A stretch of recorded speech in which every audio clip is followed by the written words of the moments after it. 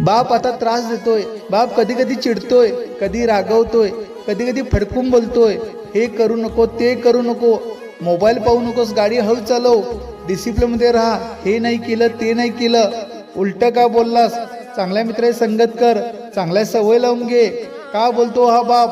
कारण की त्या बापाला मुलगा झाला रे, त्या बापाला लई कळकट आहे तुझ्याविषयी.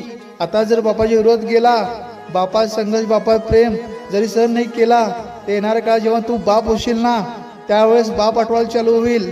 ऐक बापाचं.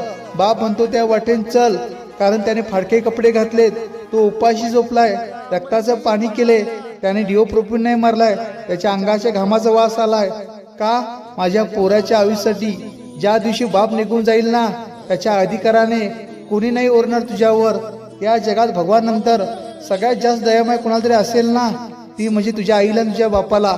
छोटा त्रास होतो ना, तेव्हा आई आठवते, पण मोठ्या त्रासात बापच आठवतो. मित्रा, त्या बापाला विसरू नकोस, त्याच्यासोबत भांडू नकोस, कारण की ज्या दिवशी बाप निघून जाईल ना, त्या दिवशी कुठलाच बाप नसणार तुला सांभाळण्यासाठी. बाप तो बाप असतो, आणि तो बाप झाल्यावरच समजतो.